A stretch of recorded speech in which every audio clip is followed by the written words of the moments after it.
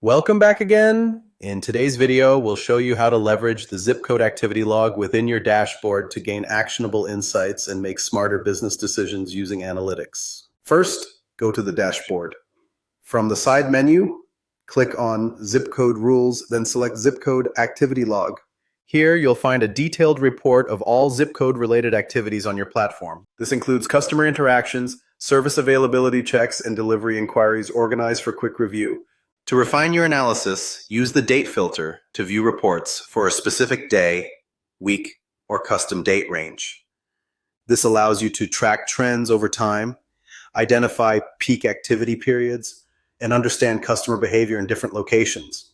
Whether you're adjusting service areas, planning logistics, or targeting specific regions, these analytics give you the clarity you need to make data-driven decisions.